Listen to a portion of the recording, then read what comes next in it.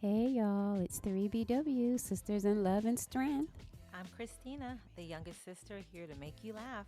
I'm Sherry, the outspoken, no nonsense nurse and middle sister. And I'm Lisa, the oldest sister, ready to see what happens next. Every day we navigate busy families, husbands, friends, and exes. We've experienced it all, y'all, and we want to share our lessons learned with you. Our motto is hindsight is 2020, and we're here to provide our viewpoints on what happened, where we went wrong, and how we can learn from it. Join us as we share our stories, laugh at our mistakes, and learn together. We want to hear from you too. Hey ladies, how we doing today? Good. Good. How are you ladies doing? I'm doing great. Well, Sweet. so I was sitting and I was thinking, what if we add quotes to our podcast? What do you ladies think about that? Sounds good. Like, for example, what's your first quote? So I found this one, and it's by Michael Alschuler. The bad news is time flies. The good news is you're the pilot. How do you guys feel about that quote? What does that say to you? It says to me, everything that's been shitty is because I drove that or I flew that. Right? I flew through the storm. I don't. Yeah, you can look at it that way. It gives you a fake sense of being in control. Wow, fake sense, huh? I mean, are we ever in control? To a certain extent. No, we're not. I think we're in control of how we react, not necessarily what happens to Exactly. us. Right. Yes, we're always in control of how we react to a situation, but Right. That life means you're the in pilot. general, we're not in control of. Yeah, Right. we didn't choose to fly into a storm. The storm was just there and we flew. There's no way around it. How we dealt with the storm, we can control that. So Right. I like the quote. Yeah, it's a nice quote. It's a really good quote. Okay, so from now on, in the beginning of our podcast, we will introduce a quote each time. So are you responsible for the quote, or do we all come up with a quote? Well, the jury is out on that one. Well, it's your idea. Fine. All right, so today we are going to be talking about Christina. Christina, are you comfortable with sharing your healthcare journey to our listeners? Sure, if that's the amazing part of my life you guys want to talk about. Okay, so since you are comfortable, I would like for you to tell me some things. Like, first of all, I would like for you to explain to our listeners what healthcare journey you are in. What do you have? What is actually going on with you? Okay. So I've been diagnosed with ulcerative colitis, Crohn's, and I've been dealing with that since my early 20s. Yeah, you know what, Lisa?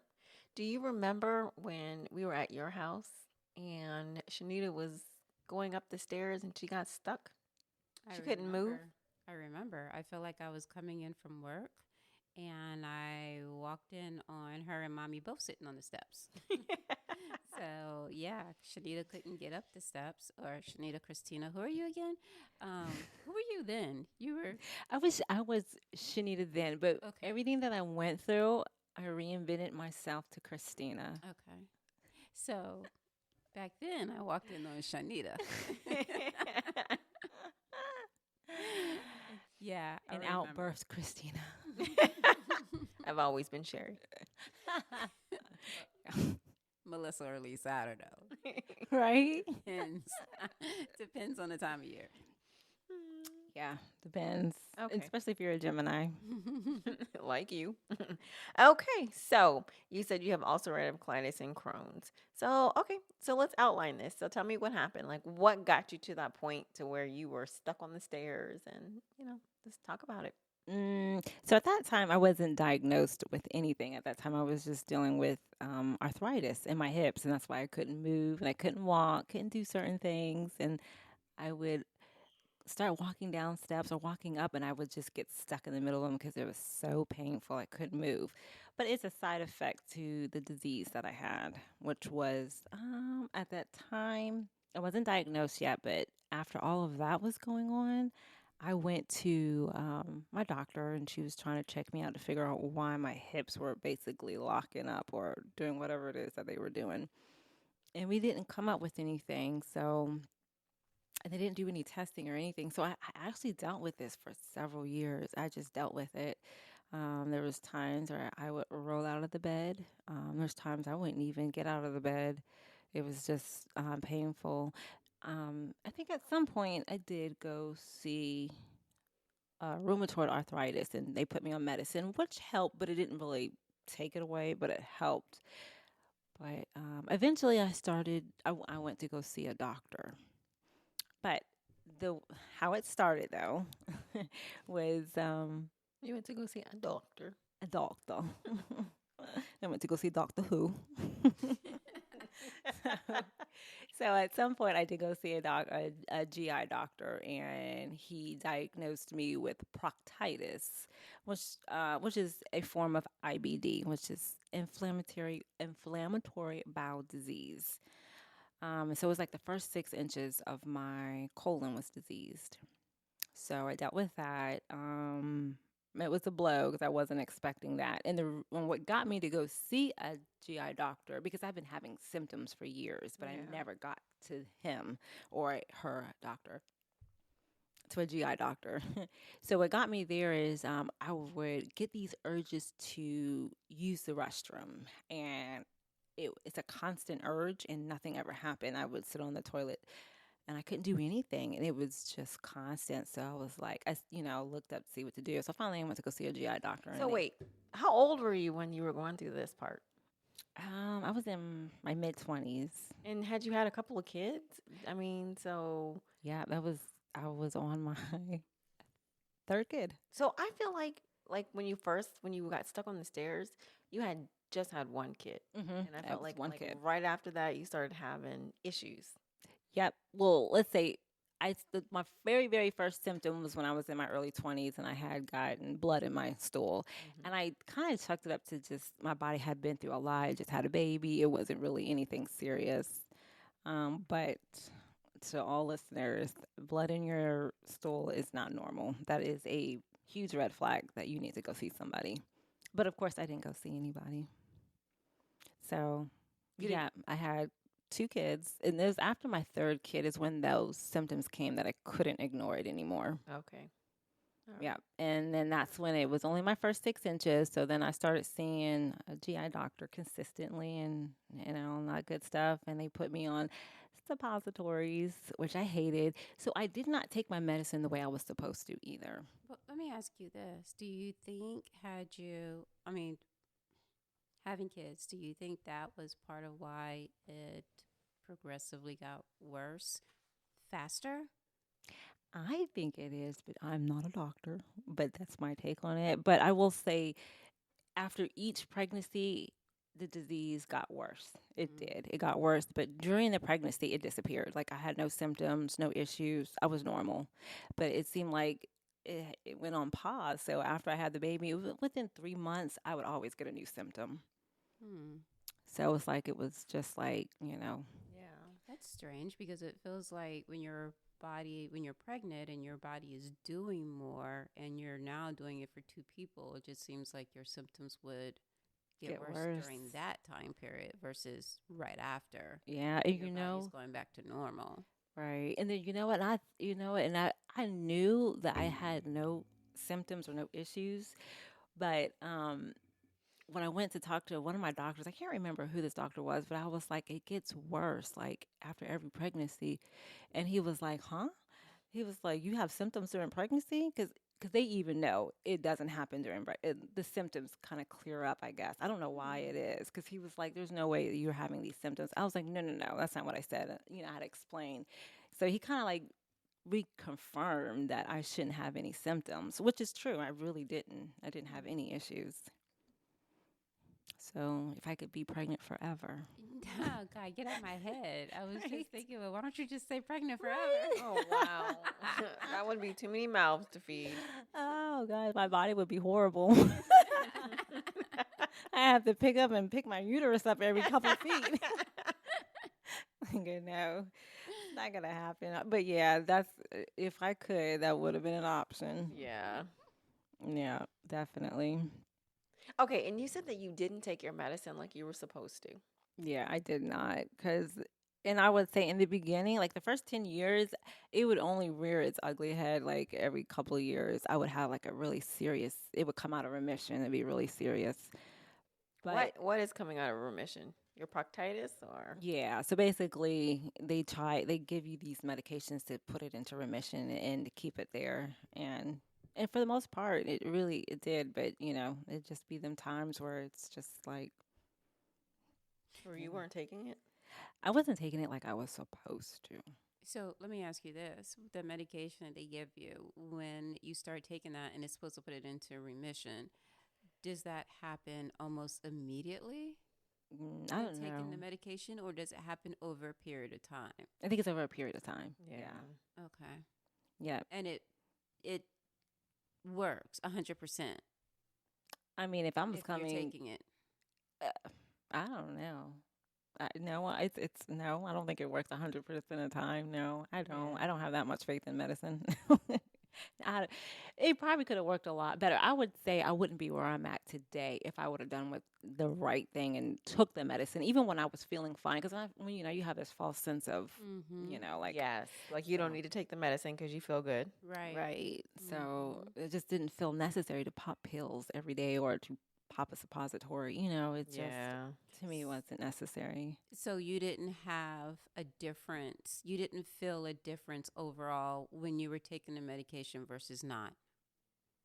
No, no, because even when I took the medicine, it takes time just for it to clear up. It could be like once I come out of remission in the beginning, it literally would be like a week to 2 weeks before I'm normal again. Yeah. It really take that long. And in the beginning, I was on FMLA, and I was literally out of work for a whole week. And then even when I had to go back to work, I wasn't 100%. It usually takes a lot longer than that to feel normal or to get normalized again. Yeah. Mm. Yeah. So, and from there, the disease just progressed into UC, which is ulcerative colitis. And that's pretty much what I was dealing with for a while. From the first 6 inches of my colon to all the way up my, like, one side of it. I forgot what it was called. Um, the ileum and all that. Listen, And don't the look at parts of me. the colon. Yeah. Yeah. So we kind of worked it just moved, it progressed further and further up, Yeah. and so they eventually did ulcerative colitis. So I dealt with that, and that's kind of when it turned into ulcerative colitis is when it just took a turn for the worst. Like it was just a lot of issues. I became severely anemic. Um, I couldn't eat. Like I had like a love hate relationship with food. Like I like food, but I hate food because it made me. It Sick. Yeah, it made me sick to eat. Like You know what I really remember too? I can remember these stories because, I watched them. I remember when you looked like a skeleton and you shaved your head. You Mhm. were so sick, but you shaved all your head. So yeah, just imagine you're bald and you weighed about like 80 pounds. yes, yeah. That was the worst episode I ever had since having this disease. Yeah.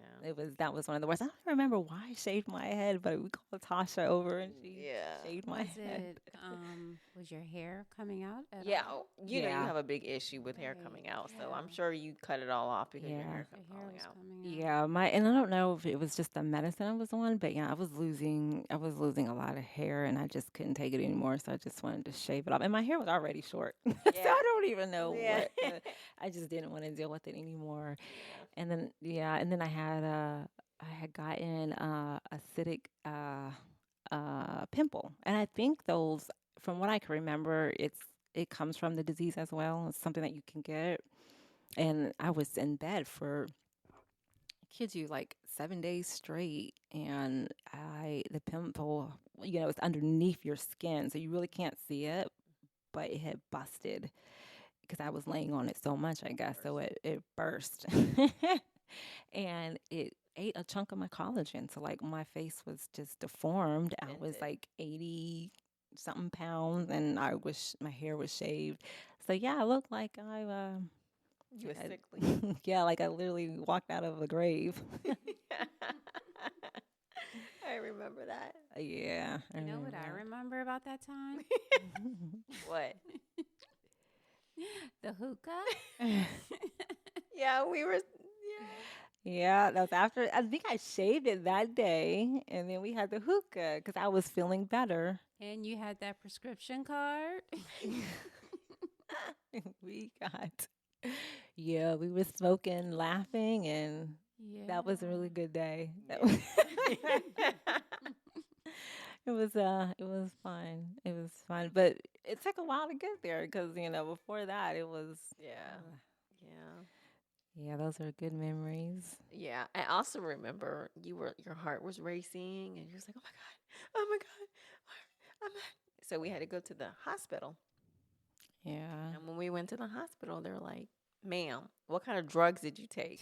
Well, they didn't ask me, but they were Yeah. looking at me like a parent, like, "What are you on?" Yeah. You know. Yeah.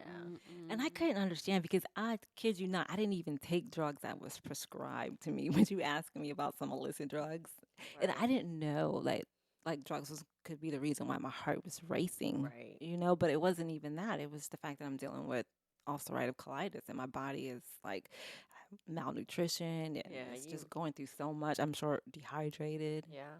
Definitely. and I really wasn't even going to go to the hospital, but somebody made me get in the car and Sherry. yes, and take me just to be disrespected. They did not. They did not. They took care of you. No, they hooked me up to a monitor and watched me. I guess they were waiting for the drugs to And take they me gave out. you I mean, but some how is fluids. that not Yeah. disrespectful though? Because they're coming at her as if she's on something, and that's why she's Yeah. feeling this way. Because of her versus- behavior. It was like she was. And 9 times out of 10 in the hospital, that's what it is. But unfortunately, in her case, it wasn't. But just how she was acting that day is how they act. Yeah. But what was it was a new experience for me. So I Yeah. needed more of a guidance and comfort Yeah. than like you looking at me like you're a liar. Preconceived Right. notions. Right. Like I didn't feel like I was getting the help that I needed. Granted they gave me fluids and they put me in a room and monitored me, but Yeah. like they didn't explain nothing to me. Like it was just accusatory and they'll just watch me. Mm-hmm. And I get that a lot because even dealing with it today, when I have symptoms that I know it's not normal, like I'll go to my GI and she's just not the best. Like she's just not gonna. I feel alone in this sometimes. Yeah. Like I'm crazy. Like you know. Right. So yeah. That sucks. I wouldn't like that either. Nope. It's hard to find the doctors, but you did have one in Charlotte, though, right? Didn't you have one in Charlotte that you were just like spoke really highly of, and you felt that she was listening to you? And Oh yeah. Yeah. Yeah. I did. But I found her at the end after I've been through so many, and one of the doctors referred me to her. So my GI doctor referred me to her, and I sat down with her, and I kid you not, she spent like a whole hour of just going over my history, and then the appointment was longer than an hour because she literally sat there and went from A to Z with me, and so she was just like, she was awesome, like she Yeah. was great, but to fast forward, like after all of that happened, and with the what do you call it? After all of that happened, we ended up moving to North Carolina, is where I found that really good doctor. But I get what do you call it? Colonoscopies. Like Oh yeah. Mm-hmm. I get them like at least twice a year, and yes, at least, and I say at least, and then I get those flexoid sigmoscopies. Like I kid you not, every couple months, because there's always something going on with What this. is that exactly? It's not as invasive as putting you to sleep to look Mhm. at you. They Mhm. keep you up and they stick a camera in your tube. Really? Yeah. It is the worst. It is so. I hate it. And they always want to do it.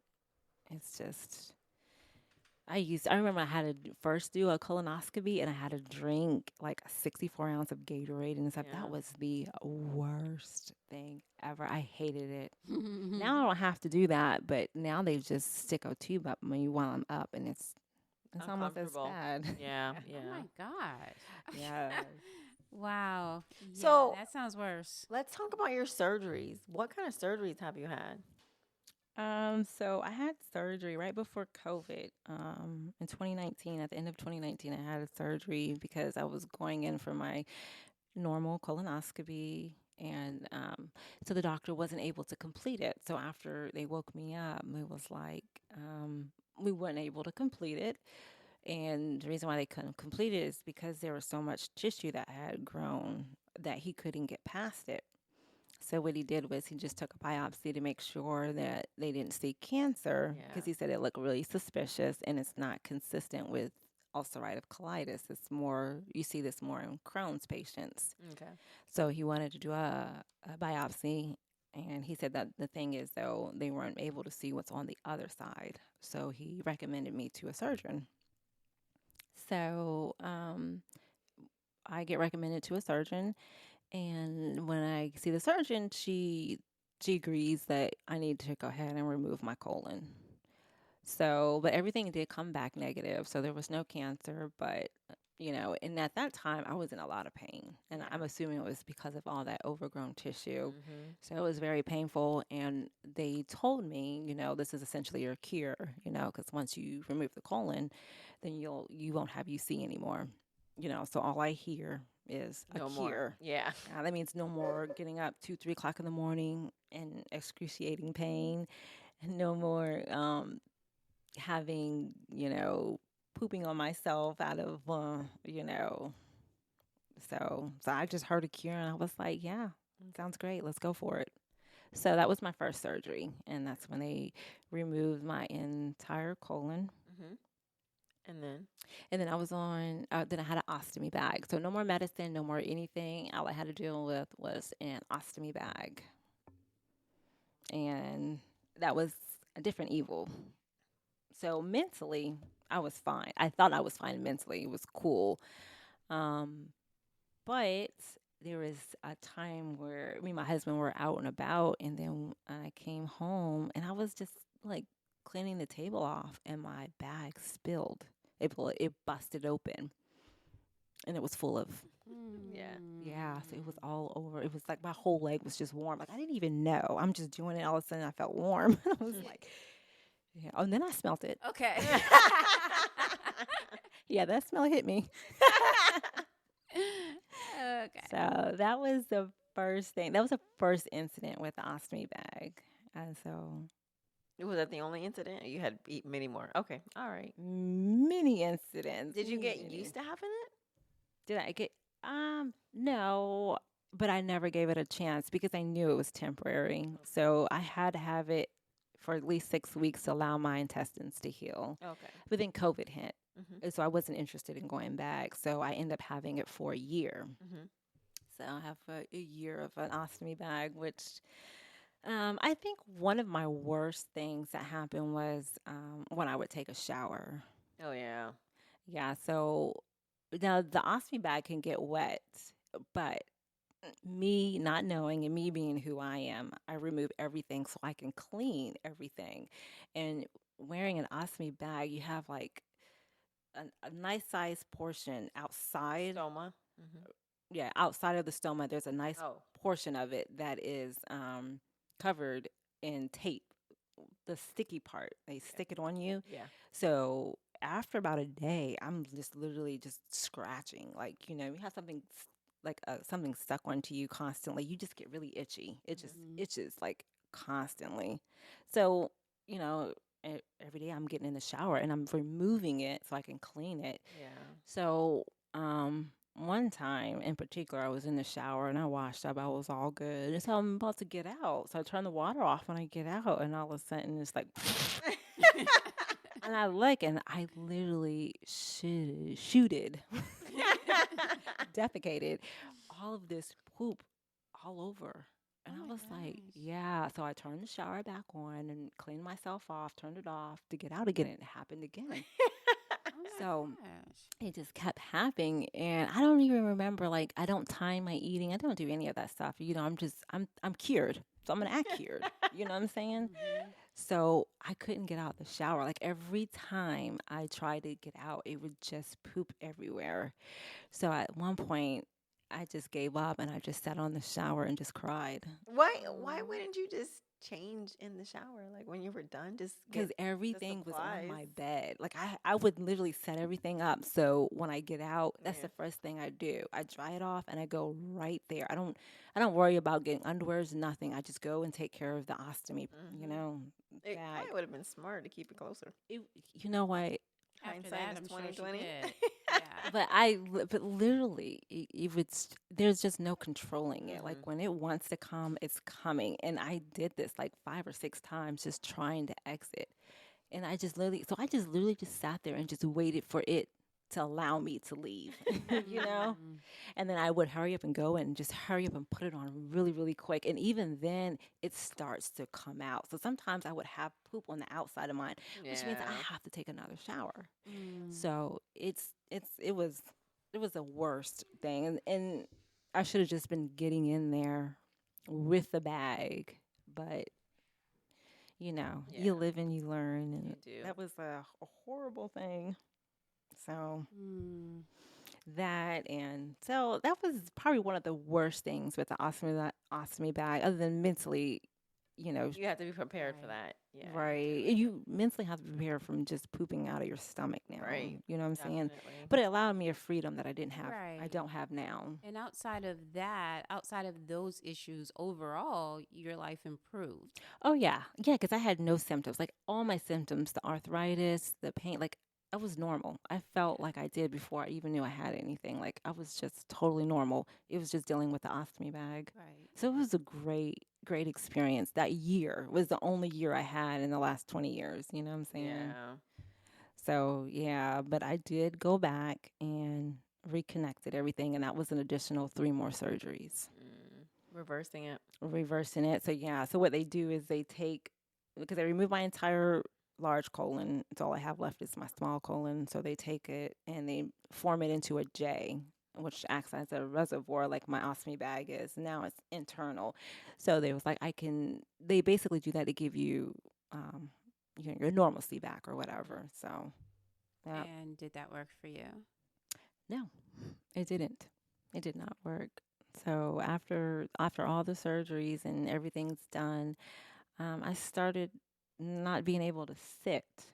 I would have these really pains down there in my buttocks when I was trying to sit. Like I remember being at work and I'm just like moving my butt like everywhere. Like, God, what is that? Like it's just hot down there, So I ended up being or I ended up having a lot of pouchitis, which is my J pouch was very inflamed and it just stayed inflamed. I was on antibiotics for several weeks and it just wouldn't work. So so it was like I didn't have any other symptoms though. There was no other symptoms at that time. It was just the J pouch. So what they did was actually I went back to the doctor to get it reversed Mm. because I felt like this is not working for me. So I wanted to get it reversed. And what they said to me was, well, before we do that, let's not reverse it. Let's just get on biologics. And this is biologics, which they offered me like way long time ago that I didn't want to do because they're drugs I just didn't want to take. And what's biologics? A biologic is the one that I'm on. It's called Remicade, and it further suppresses my immune system. But it's like it's live. It's a live. I don't even know how to really explain it. Is that the appointment that you go to where they set you up in a IV with the IV, and is that it? Can Yep, you explain that, please? yep. So I have to get mine every 8 weeks, and they pretty much is an infusion. They infuse the medicine through my veins for like 2 hours. So I go every 8 weeks to get that done. And And yeah, how do you feel after? well, It depends because in North Carolina, when I used to get it done, I would have so much energy. And that's another thing with this disease, it literally depletes your energy. It takes Mm, everything out of you. And I don't mean like, oh, I'm tired. I don't care if I sleep all day. I'm always going to be tired. I just don't have like I didn't have the energy to have the disease and function normally. I right, can't do both. right. So if my body's constantly fighting this disease, I didn't have enough energy to get up and just do simple house stuff. You know what I'm saying? So, um, but I was that's always being tired and So, how are you feeling after your appointments, though, with the biologics? so after that I had a lot of energy. It was Okay. just it and I don't even know why. It was great. But now when I moved to Georgia and I had to go through a whole new process of getting on the biologic again, I don't have the same feeling. It's not the same. It's different. And I don't even know why, but Yeah. but I mean, biologics work. It's working for Okay. me. If I'm not on it, I'm not functioning. Mm, I cannot function. It's a necessity. So it does its job, but I'm not so much as dealing with that as I'm dealing with the side effects of not having a colon, because not having a colon means I am tied to a toilet. So as soon as I eat, I have to use the bathroom, and sometimes it's 3 or 4 times when just from one plate of food. Yeah. Yeah, and even with that, I go to the bathroom probably about 20 times a day. mm. So, do you think had you been on biologics sooner, Or in the beginning when they wanted to put you on it, right, you would have had, different outcome. yeah. Yeah, I would probably be normal. I would have my colon. I strongly believe I would have my colon today. Mm, Definitely, because it pretty much keeps me in remission. And if I'm in remission, there's damage is not being done. Yeah. So, but I do remember not, and I don't even think I ever told you guys this. And I don't remember what happened, but I was, I don't know if I was on biologics at this time or I was in the process or I was just having on antibiotics. But my husband's father passed away. So, we ended up having to go to Michigan. And it was, unexpected. So Mhm. we were driving to Michigan and he had went into a store and I was just waiting out in the car and I couldn't control it and I ended up pooping on myself. oh my gosh. Yes, it was horrible. It was so horrible. So when he came back, I didn't even let him come in the car. Okay, wait a minute. Okay, so I have to ask, you didn't feel a need to use the bathroom? Oh yeah, you feel it. And that's another thing. I can't control it. When it needs to come, it needs to come and it can happen suddenly Mm-hmm. or it can Or happen it can build. gradually, Okay, you know? right. And when not having control, it's like I can squeeze and try to hold as much as I can, but Mm-hmm. when there's only so much I can do. Right, yeah. And I think I had waited way too long. So at that point, I literally just could not stop it. It was Yeah. like everywhere. So Oh. and at that time, I traveled with wet wipes. Mm-hmm. So I had my wet wipes and everything. So I had him. I think I had him. I don't know. I had him hold something up because we were parked in other cars. You know what I'm saying? And I'm in there. And I'm like trying to. And this was his brand new truck. Oh my It was God. his brand new truck, and I was sitting in the back. I was in the front when he left me, but I had moved to the back and I had grabbed a towel because I knew it was about to happen because I could not hold it any longer.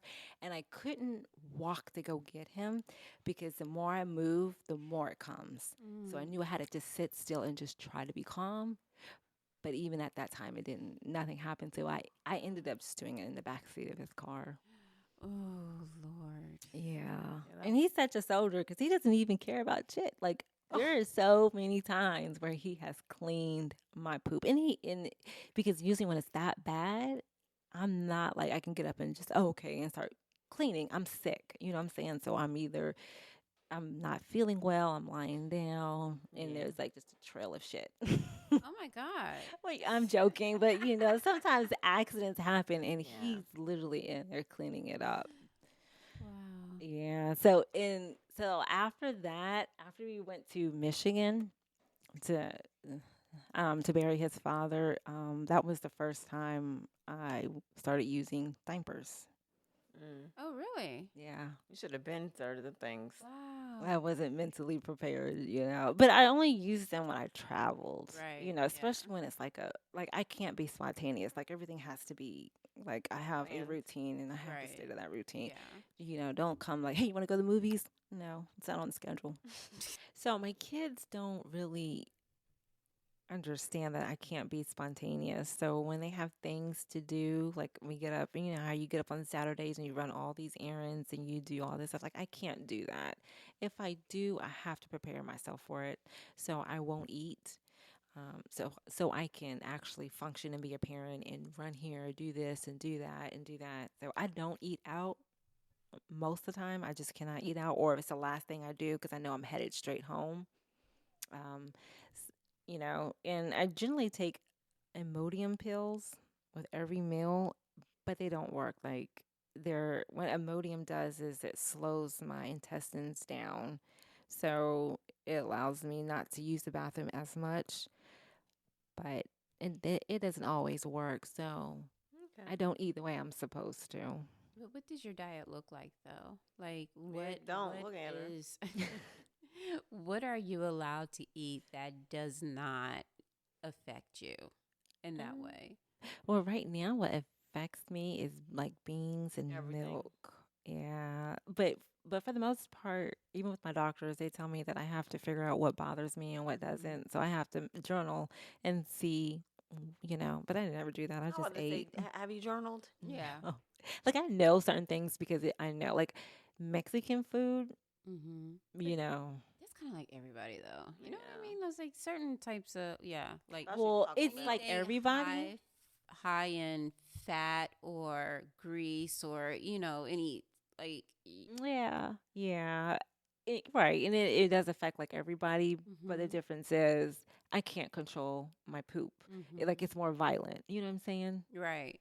But outside of I don't know, Popeyes or Mexican, what is it that you know that you can eat and it won't affect you in that way? Really nothing.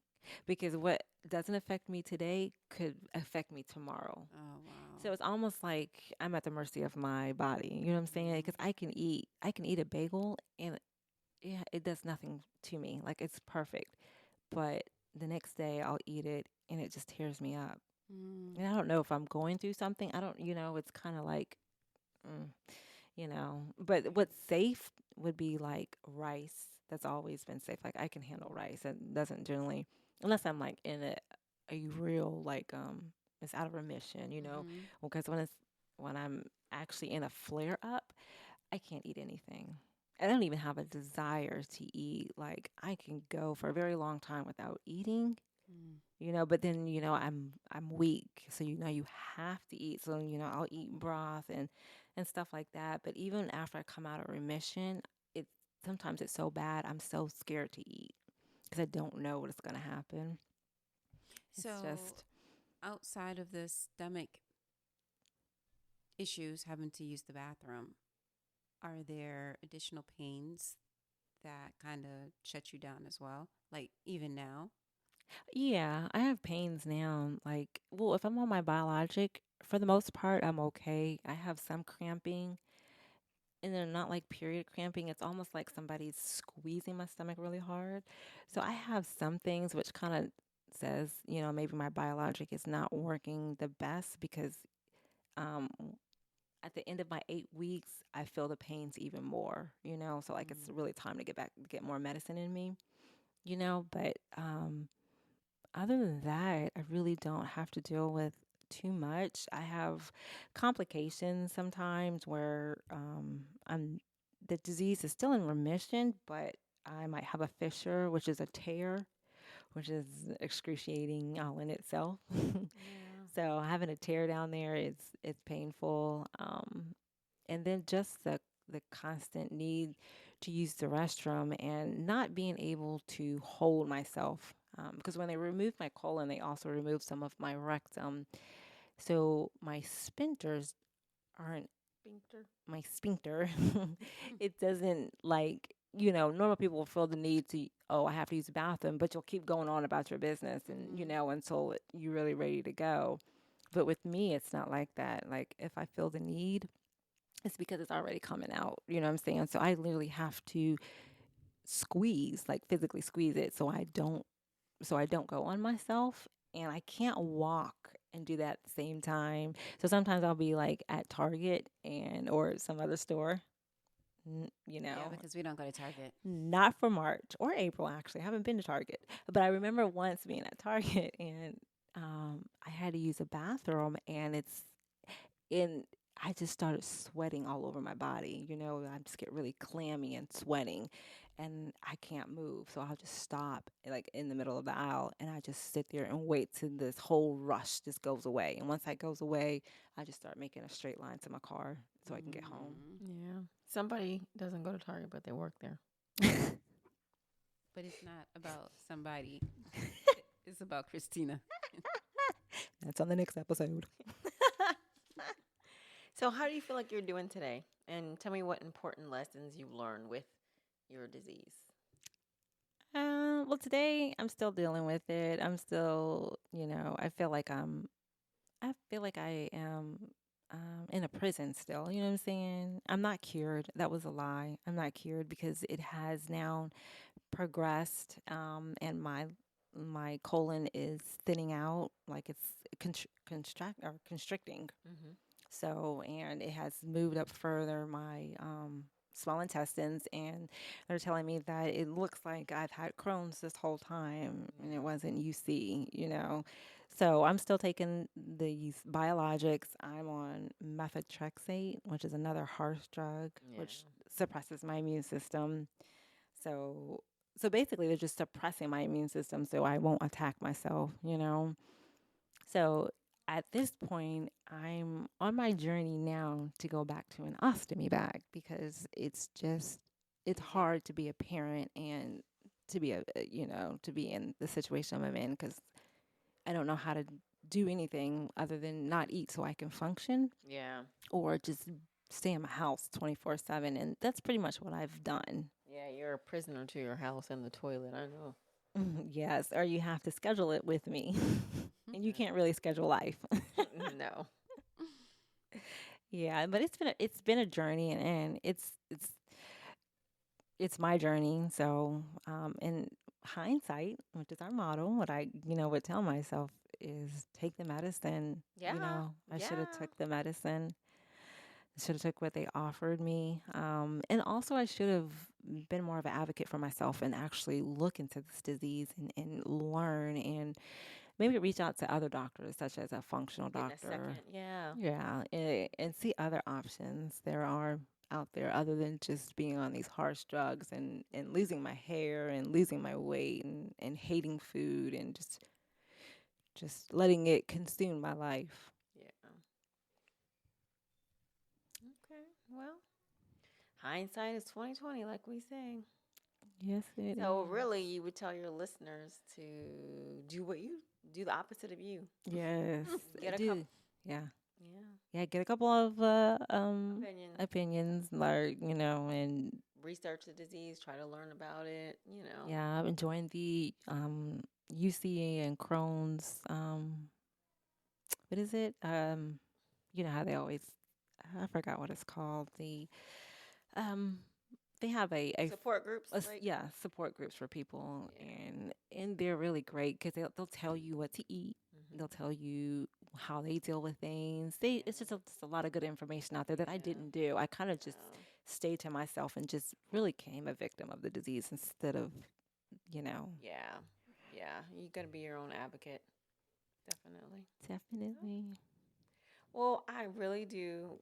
I'm sure the listeners do. Everybody appreciate you giving your story because, I know it's hard to deal with a Yeah. disease. So we really appreciate you telling us these things, Christina. Yes, we appreciate it. I know it's difficult sharing Yeah. that type of information with with our strangers. listeners. Yeah, Yeah. yeah, and it's hard. I don't have any kind of disease that I can. I don't know. My life is definitely not peachy, but I don't have anything that ties me to my house or to a toilet. I can't even imagine that. It's crazy. I like to eat out too much. Yeah, and everybody does that. It's always want to meet up for lunch. Want to meet up for lunch? No, I really Yeah, don't. I don't want to eat. And then when I get there, I used to go out and not eat. And yeah, then I'm skinny, so people are like, "Well, damn, is she anorexic? Like, is she yeah. bulimic? Is You she?" look like it. And then I'm constant. If I eat one or two bites, I'm constantly going to the bathroom. So then it's like, is she in there throwing it up? Like, it's Yeah, just so many not worth people. it. Yeah, Yeah, I just rather be in my own space and I can yeah, shit how I want to. yeah. Okay. That's my motto. Shit how you want.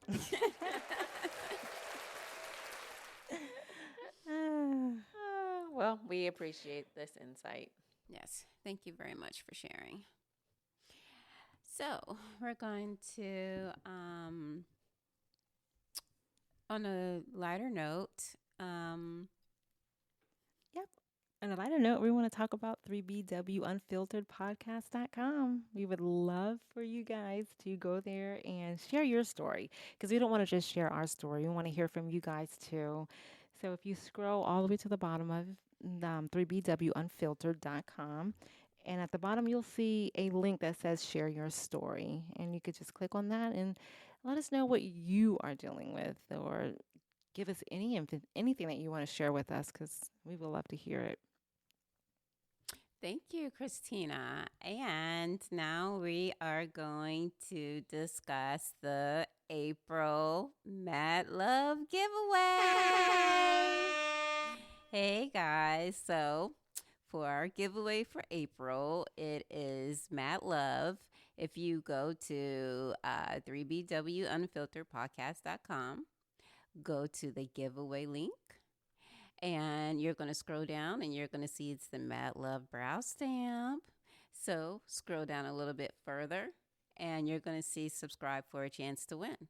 All you need to do is enter your first name, enter your email address, and in the message, enter April giveaway. Winners will be announced on April 29th. Thank you and good luck. Yay. Yes. All right, guys, this is the end of our podcast. We would love for you to go on our website at 3BWUnfilteredPodcast.com and subscribe to our page. Thank you. Peace out. Bye bye.